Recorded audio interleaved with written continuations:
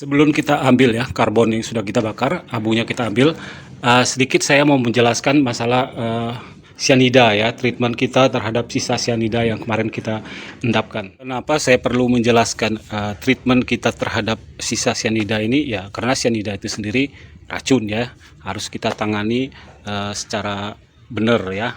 Nah memang saya sudah seperti kemarin saya bilang di video kelima, sudah jarang sekali ya mengolah dengan menggunakan sianida.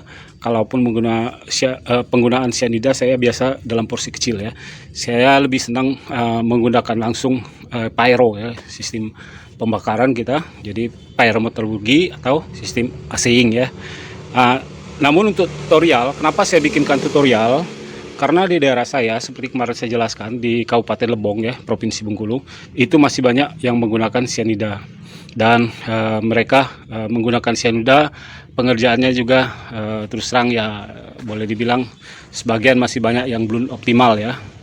Kemudian juga perlakuan mereka terhadap limbah lumpur dan air sianida itu yang kebanyakan juga teledor dalam kemudian agak sembrono. Nah makanya perlu saya bikinkan tutorialnya. Ini kemarin sudah kita endapkan ya airnya, itu keruh buih, tapi sebenarnya ini sudah bening ya. Nanti kita ambil ya. Mungkin saya pasang tripod dulu, nanti kita ambil, kita kerjakan untuk menunjukkan sianida setelah kita melakukan perlakuan netralisasi ya. Oke, nanti kita ambil dulu ya. Ini mungkin 50 cc 5 kali suntikan ini ya. Kita ambil 50 cc sama, nanti kita samakan. Iya, sebenarnya sudah bening. Oke. Nanti saya jelaskan ya. Ini air sianidanya.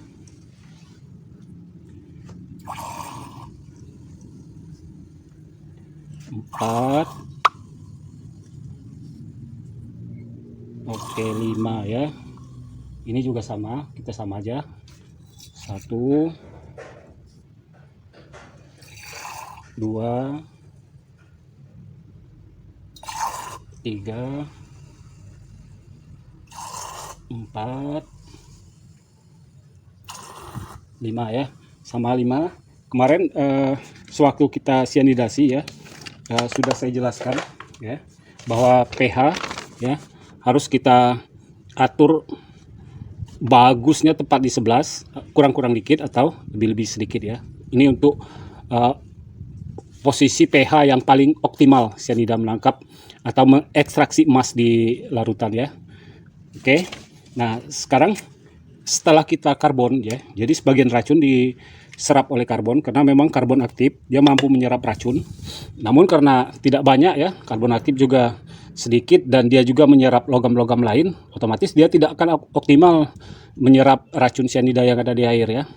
Nah, ini bisa kita lihat dari kemarin pH kita di 11,28 atau 26 ya, 11,2 sekian ya pH-nya. Nah, sekarang kita lihat, biarkan dia pembacaan dulu ya, berapa pH-nya, berapa setelah sianida terlarut diserap sebagian. Jadi sianida ini melarutkan emas, logam, perak dan sebagainya. Emas, perak dan logam lain yang terlarut itu diserap oleh karbon ya. Kita lihat. Jadi karbon ini memiliki kemampuan juga menyerap racun, namun tidak akan banyak. Nah, ini kita lihat ya. pH-nya silau ya. Itu. Terbaca enggak? 10,23 ya. Kemarin 11,2 sekian. Jadi turun 1 pH. Sama aja karena ini satu sumber tadi ya. Ini sama aja, nggak perlu kita ukur. Kalau kita ukur nanti makan waktu ya. Tapi nggak apa-apa lah. Kita ukur juga 10,28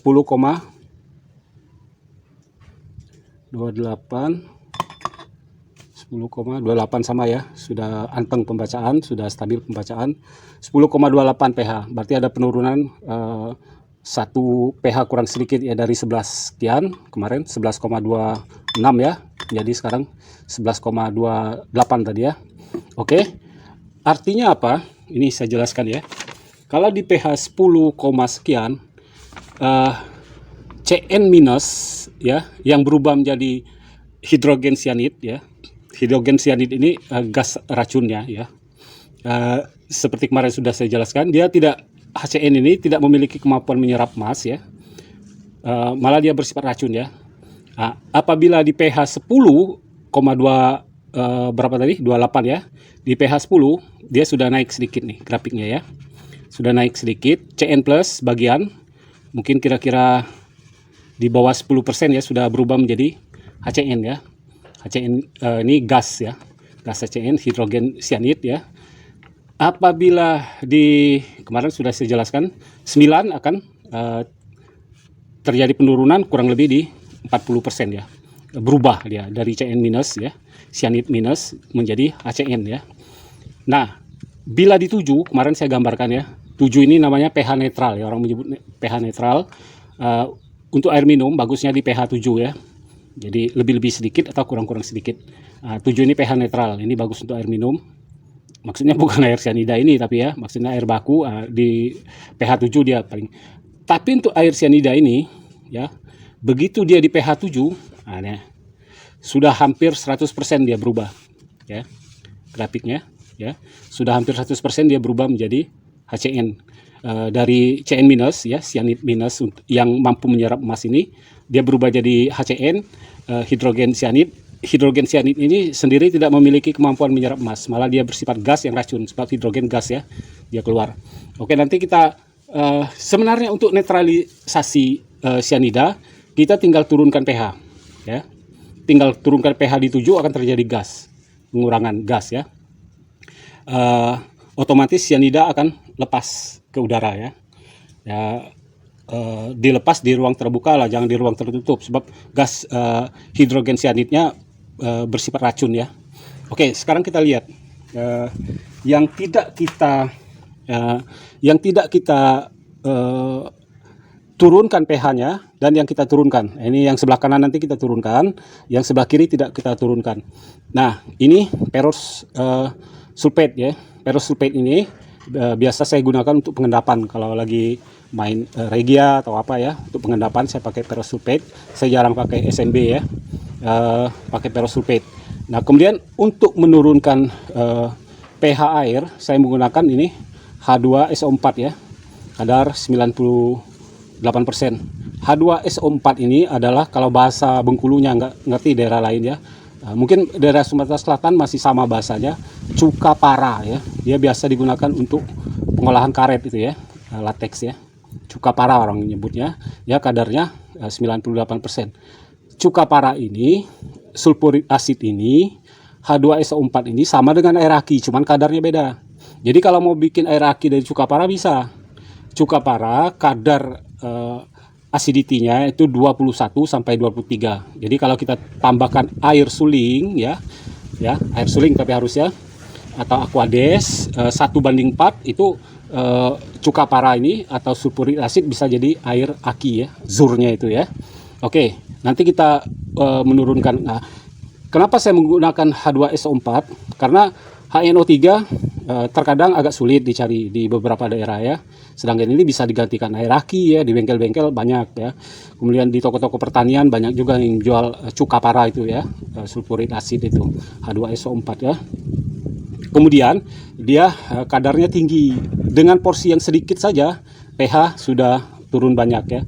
Oke, ini yang tidak kita turunkan pH-nya, yang kita turunkan ya. Yang ini nanti kita turunkan ya. Kita hidupkan dulu. Yang tidak kita turunkan ini sudah saya bagi dua porsinya ya. Kita lihat yang tidak kita turunkan. Maka ya, ini terlihat di kamera enggak ya? Maka oke, saya batasi ya, jangan sampai porsi nanti berubah ya. Oke, nah ini ya. Maka F2SO4 ya, dia ini F2 plus ya, akan ditarik oleh Cn minus sehingga dia menjadi Fe2 ya, peros 2 ya. Peros 2 inilah yang mengendap. Ini endapan dari peros 2. Artinya apa? Kehadiran cyanida di air kita ini ya masih tinggi. Itu penurunannya dikit baru yang bisa diserap karbon aktif. Makanya harus di treatment. Makanya saya bikin tutorial ini karena di daerah saya di Lebong itu, Kabupaten Lebong, Bengkulu ya, itu masih agak sembrono penanganannya ya.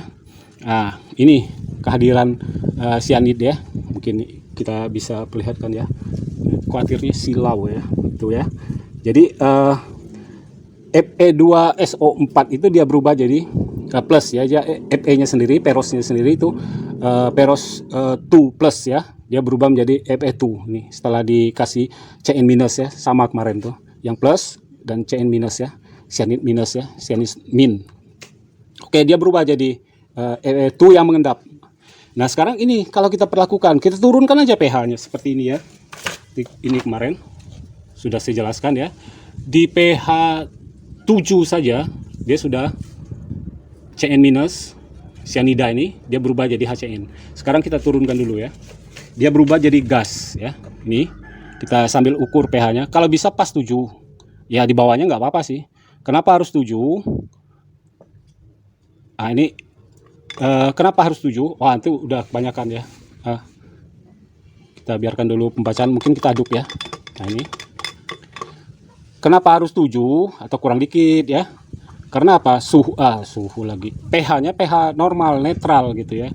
Begitu nanti kita lepas dibuang di siring atau di mana ya, itu nggak masalah. Karena pH-nya sudah pH netral. Kalau dia terlalu asam, ini sudah terlalu asam ya, 0,15 ya. Kita biarkan dia pembacaan tadi. Nah, makanya saya gunakan sulfuric acid ini dengan porsi yang sedikit saja sudah turun banyak. Nah, sekarang yang putih-putih ini sebenarnya gas ya. Gas kecil-kecil halus-halus ya. Nanti ini lama-lama dia akan hilang ya, putih dia setelah lama. Nah, ini gas apa? Gas HCN tadi. Molekul-molekul gas hidrogen halusnya itu keluar. Sehingga dia saking rapatnya molekul halusnya itu dia seperti putih ya. Ini juga tadi pH-nya terlalu rendah. Bagusnya 7, kurang-kurang dikit 6, 4 itu boleh. Karena apa? Air hujan pH-nya 4 ya.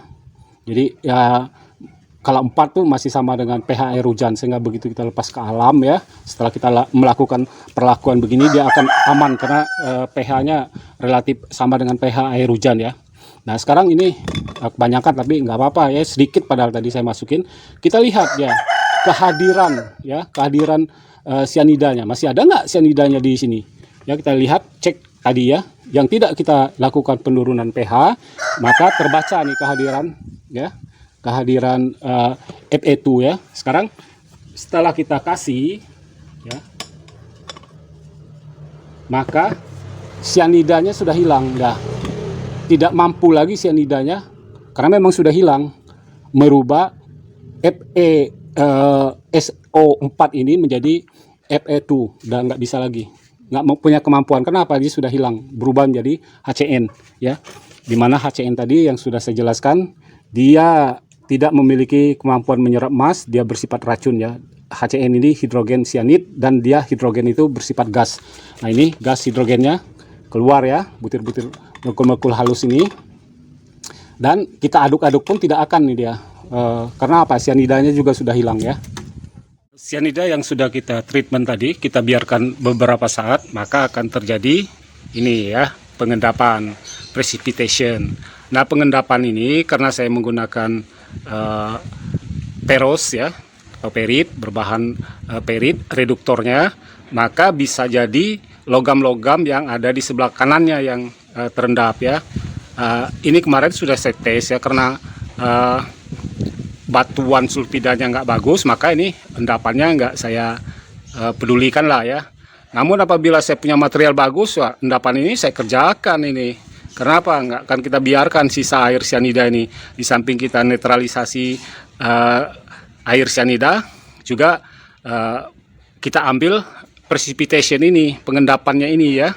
Nah, kebetulan bahannya nggak bagus, kita menggunakan ini ya, perosulfate ya, yang berbahan perit ya, besi. Nah, ini karena reduktornya berbahan besi, maka dia akan mereduksi semua logam yang ada di sebelah kanannya, kadmium ya, kemudian kobalt, nikel, stannum atau timah putih ya, Pb timah hitam ya, kemudian copper atau tembaga, dan seterusnya sampai Au.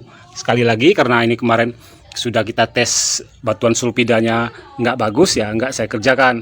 Ini endapan ini ya bisa SN ya, timah putih, bisa PB, timah hitam, nggak ngerti lah, karena memang kemarin dites hasilnya nggak bagus ya, jadi nggak kita ambil endapannya. Namun yang pasti kita sudah melakukan treatment penghilangan sianida, dan bisa jadi juga kita memperoleh side product atau produk samping kalau memang batuan kita bagus ya, sisa-sisa emas yang tidak tertangkap oleh karbon aktif. Karbon aktif sudah kita keluarkan ya dari tungku, kemudian kita tumbuk ya, saring untuk keseragaman bentuk ya, ukuran ya. Nah, nanti mau kita lebur dalam crucible kecil ini kalau muat, atau kalau nggak muat nanti di crucible yang satu lagi ya. Karena sekarang sudah mau maghrib, jadi nanti sekalian habis sisa kita baru kerjakan lagi ya.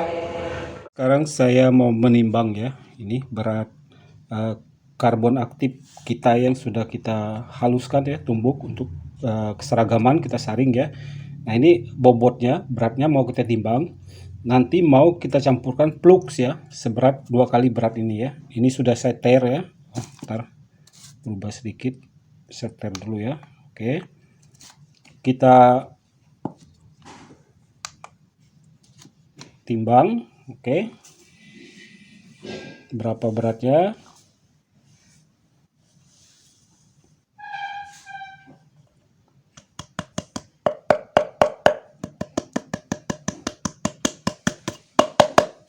Oke, beratnya 155 gram ya, 3. Kita bulatkan 155 aja ya, komanya nggak usah kita lihat. Jadi 155 gram bahan kita. Ini bahan kita peroleh dari 250 gram kemarin ya, karbon aktif yang kita masukkan ya ke dalam tong. Karbonnya kita ambil, kita bakar, hasil pembakarannya, karbonnya, bobotnya menjadi 155 gram. Oke, nanti kita hitung fluxnya ya. Sekarang kita menghitung ya kebutuhan flux ya. Flux yang akan saya gunakan ada 4 ya. Karbon aktif konsentratnya ya, itu saya bikin perbandingan 1 konsentrat 2 flux ya. Jadi tadi kita timbang ya, 155 gram, berarti fluxnya 2 kali lipat ya, 1/2, 310 gram. Nah, dimana nanti mau saya pecah ya, dari 4 flux 310 ini, natrium ya, ini soda as ini natrium karbonat nama pasarnya ya, atau sodium karbonat ya, atau soda as, atau washing soda, banyak nama pasarnya ya. Kita pakai nama soda as saja ya. Soda as nanti saya mau pakai 60%, kemudian borak ya, atau pijer nama pasarnya. Kalau masih ragu ya, ini ya rumus senyawa kimianya Na2B4O7 ya, boraks ya. Ya, kadang-kadang boraks ini ada yang untuk pupuk juga ya, seperti itu. Makanya boraks yang mana? Nah, lihat aja rumus kimia, senyawa kimianya ini ya. Kemudian borak nanti saya mau pakai 20%, litats atau lead di PB ya, timah hitam ya. Oksidasi dari timah hitam ya, oxide ya. Jadi lead oxide-nya saya mau pakai 10% nanti. Kemudian KNO3 ya, potasium nitrat ya, saya mau pakai nanti 10%.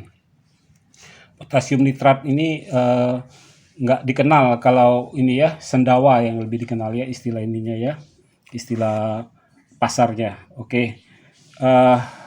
Tadi 2 kali lipat dari berat konsentrat ya, 310, 60%-nya jadi 310 kali 0,6, 60% ya, 186 gram. Nanti soda as, ini soda as ya, 100, sudah buram tulisannya ya, soda as. Oke, soda as nanti 186. Kemudian nanti saya pakai boraks ya, boraks, fokusnya lambat. Boraks nanti saya pakai 62 gram ya, 20% dari 310. Kemudian nanti litat ya, ini litat atau lead oxide ya, ini nanti saya mau pakai 10% saja dari total berat flux ya, 31 gram. Kemudian nanti KNO3 ya, potasium nitrat atau sendowo atau sendawa ya. Saya mau pakai 10%. Jadi total nanti 10%-nya 31 gram. Total keseluruhan 310. 310 ini perbandingannya dengan konsentrat 1:2 ya. Nah, oke, nanti saya campur semua, saya timbang berdasarkan berat ini. Saya aduk ya di material ya. Oke, saya kerjakan dulu. Nanti langsung kita ke peleburan. Masing-masing plug tadi ya sudah saya timbang berdasarkan hitungan kita tadi ya. Ini kebetulan saya bikin 1:1 ini ya, 1:2 ya, 1:1,5 juga bisa ya, karena untuk tutorial ini saya bikin 1:2. Kemudian persentase ini ya, apa namanya, ada unsur pengalaman juga, nanti dicoba kita lihat kekentalan slacknya itu ya. Kemudian ini saya aduk dulu ya, saya aduk rata dulu, merata benar, baru kita masukkan ke, kayaknya nggak muat yang kecil ya, kita masukkan crucible yang agak besar. Kemudian ini kalau tidak punya ini yang warna-warna agak-agak oranye itu ya, ini kalau tidak punya litat atau lead oxide, penggunaan PB bisa ya. PB itu PB metalnya ya, PB metalnya, timah hitamnya itu ya, sebagai kolektor, metal kolektor. Nah, kalau kita pakai metal kolektornya jangan terlalu sedikit ya, dinaikin lagi persentase dari metal kolektornya. Karena saya pakai lead oxide, bisa dikurangin sedikit ya. Ini saya aduk dulu, saya kerjakan dulu, nanti masukin sini, kita siap langsung lebur. Kita aduk rata ya, tadi flux dengan konsentrat dari karbon aktif ya. Ini sudah masuk ke crucible ya, sudah siap kita lebur ya. Sebelum melakukan peleburan ya, saya mau jelaskan sedikit. Nanti begitu saat peleburan dia akan berisik sekali bunyi blower ya. Nah, saya menggunakan yang model 2 begini. Ini penjelasan detailnya Anda bisa lihat di cara pembuatan alat peleburan ya, smelting di video sebelumnya. Ini nanti yang pertama kita hidupkan yang ini dulu ya. Yang ini kita kunci ya. Kita tutup dulu, baik oksigen maupun gas ya, kita tutup, biarkan satu aja dulu, nanti ya kita setel. Kemudian nanti beberapa saat ya, setelah terjadi pemanasan yang memadai ya, baru kita nyalakan ini ya, nyalakan blender yang dari atas ya. Sebenarnya orang biasa kiri kanan seperti ini ya, kiri kanan seperti ini ya, tapi nggak berhadapan. Nah, saya bantu dari atas langsung, nggak apa-apa ya, lebih cepat ternyata ya peleburannya. Biasa saya butuh 30 menit, ini hitungan 15 menit dia sudah lebur. Tunggu beberapa saat lagi, dari 15 menit kita bisa tuang langsung ya, jadi lebih cepat. Nah, ini nanti jalur masuknya yang dari atas ya, blender dari atas masuk, ini gas keluar ya, gas panas yang dalam tungku.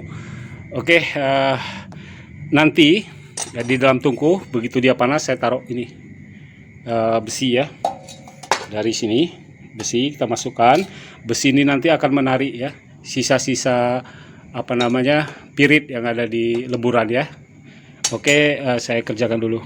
Tang untuk menjepit crucible ya sudah kita siapkan, termasuk nanti mengeluarkan crucible dari dalam tungku ya, sudah kita siapkan. Tungku mold cetak juga sudah kita siapkan.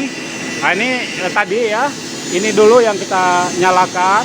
Setelah nyala, kita nyalakan ini ya, kita ambil api dari tungku dalam, nyalakan gas. Sekarang kita tunggu ini paling 15 menit dia sudah mulai lebur ya, karena panasnya ini dari dua blender ya, ya. Kita menggunakan blower untuk oksigennya dan gas ya. Itu besi ya, besi untuk menarik sisa sulfida sudah kita tancapkan ya. Jadi pada saat konsentrat dan flux melebur, besi akan menarik sisa-sisa pirit yang ada.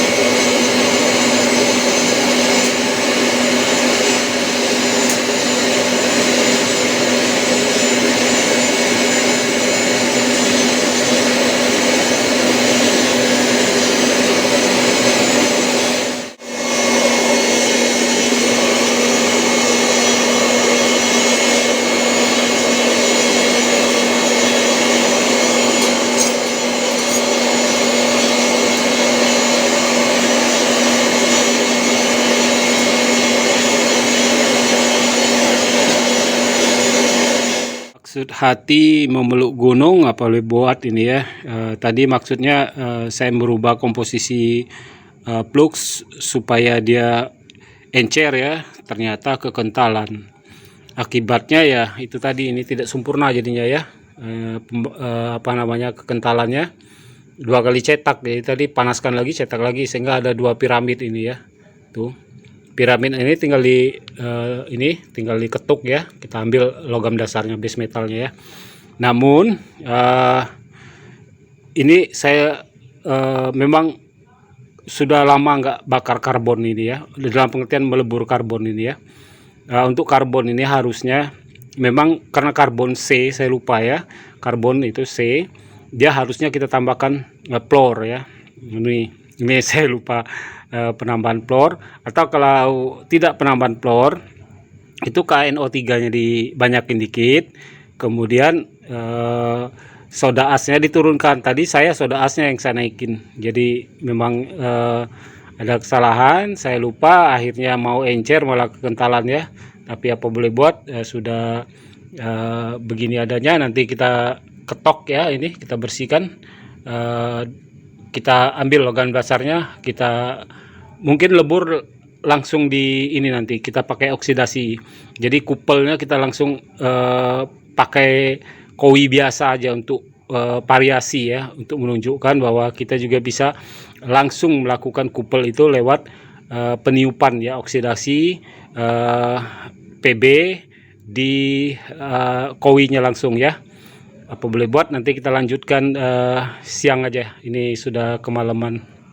Sebenarnya hasil cetakan dari piramid terbalik ini ya, itu gampang dipukul dengan martil. Ini lepas ya, ini base metalnya, logam dasarnya. Logam dasarnya nanti kita ambil, tinggal kita kupel ya. Namun ini kemarin ya, karena saya merubah flux ya, komposisinya, persennya juga, ternyata hasilnya terlalu kental ya, sehingga ada beberapa bagian yang nggak ngumpul di ujung kon ini ya, di ujung cetakan kon terbalik ini ya, mol terbalik. Saya contohkan ya, untuk mengambil base metal itu gampang, tinggal kita ketuk nih ya.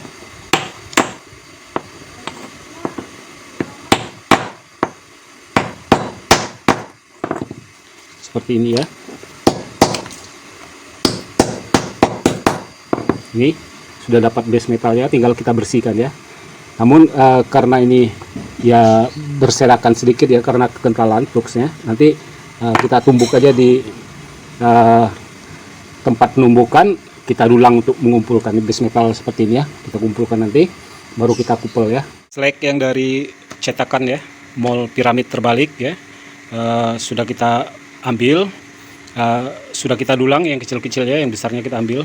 Sebenarnya kita nggak perlu dulang-dulang begini ya. Kalau kekentalannya kemarin pas, dalam pengertian dia encer, dia semua base metalnya ini turun di dasar piramid terbalik ya, sehingga tinggal kita ketok kayak tadi ya, saya contohkan, tinggal kita ketok ujung piramid terbaliknya, base metalnya sudah dapat. Nah ini tadi karena kekentalannya kurang encer, akhirnya sedikit berserakan ya. Ini tadi kita tumbuk, dulang ya, yang kecil-kecil, yang besarnya saya ambil. Base metal ini asalnya dari lead oxide ya, dia kena reduktor dari KNO3, lead oxide-nya jadi lead metalnya ya, dan dia berfungsi sebagai metal kolektor ya. Nah ini nanti metal kolektor ini atau base metal ini ya, logam dasar ini bisa langsung kita bakar aja. Nah nanti kita mau bakar di kowi biasa ya, sebagai variasi tutorial ya. Persiapan mau bakar ya, kita menggunakan blender bensin ya. Ini tutorialnya kemarin sudah saya di video sebelumnya. Kemudian ini borak ya, kita pakai borak. Nah ini kowinya kowi kecil aja, karena itu juga sedikit base metalnya ya.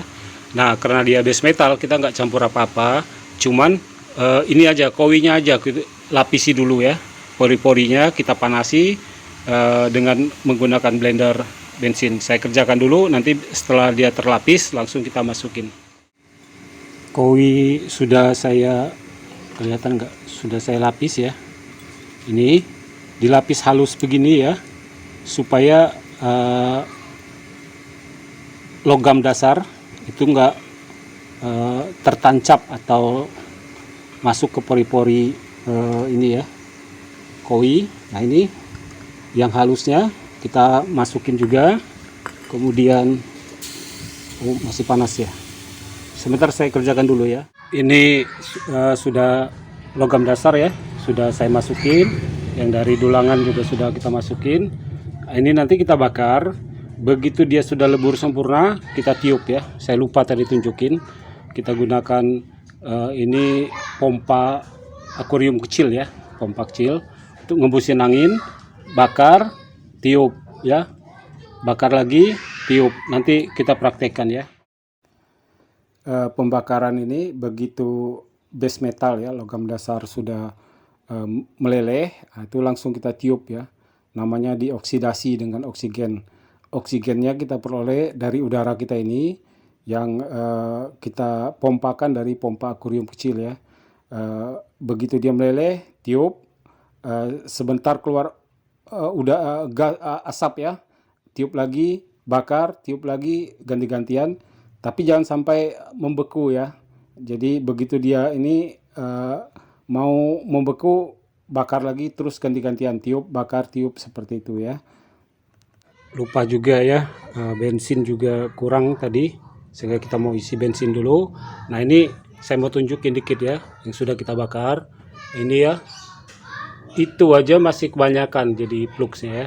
Terpaksa nanti kita buang-buang ya. Nama kerja harusnya kita cuma bakar tiup, ini bakar tiup buang, bakar tiup buang slacknya ya. Apa boleh buat nanti kita kerjakan lagi, kita lanjut, kita isi bensin dulu. Sewaktu kita melakukan pembakaran ya, oksidasi dengan oksigen ini, kita harus menggunakan masker ya, karena asap yang keluar itu adalah asap PB ya. Jadi PB itu timbal, itu beracun dia. Jadi dulu juga bahan bakar kan menggunakan timbal, sekarang tidak lagi karena karbon dioksida yang dari timbal itu mengandung racun ya. Karena asapnya itu mengandung racun, jadi harus hati-hati menggunakan masker. Dan proses ini agak sedikit lebih panjang karena kita tidak menggunakan kupel. Kalau kupel, dia ada dua, oksidasi dari udara ya, penguapan dia, dan penyerapan atau absorpsi dari kupelnya sendiri. Sedangkan untuk kali ini variasi tutorial ya, kita menggunakan koi, tidak menggunakan kupel, maka waktu yang digunakan juga agak lebih lama. Ini kurang lebih 15 menit ya pembakaran kedua ini. Tadinya itu sudah kita lakukan pembakaran pertama itu kurang lebih 10 menit. Jadi total untuk dapat bulion itu bisa makan waktu 25 menit ya. Tujuannya ini adalah untuk menghilangkan PB-nya itu ya, lead-nya itu. Kita bakar tiup, dia teroksidasi dengan udara, dia hilang. Ini sudah ya, tinggal kita tunggu dingin ya. Ciri dia sudah, begitu kita bakar itu ya, apa namanya, base metalnya itu, dia tidak ada kayak aliran pelangi-pelangi warna di leburan ya. Dan begitu kita kasih oksidasi oksigen, dia tidak ada asap yang muncul lagi.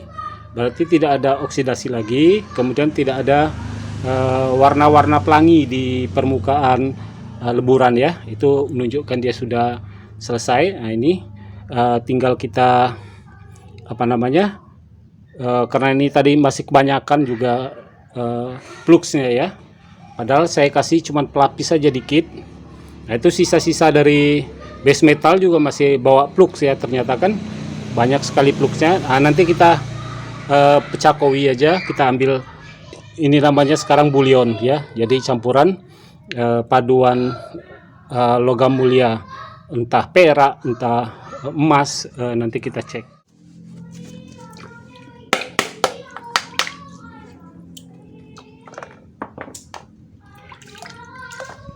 Ini ya, nanti kita cek bulion ini isinya apa ya. Kita cukim atau masak nitrit ya. Yang kita peroleh tadi ini namanya dor bulion ya. d'or bullion ini kita timbang. D'or bullion ini atau bulion ya, ini paduan, jadi bisa emas, perak ya, campuran. Nah, berapa kadarnya kita nggak tahu, mesti dicukim ya. Kita ter dulu. Oke, ada 3,89 ya, 3,89 dari 30 kilo kemarin material yang kita hancurkan ya. Tadinya saya mau menguningkan langsung ya bulion yang kita peroleh kan 3,89,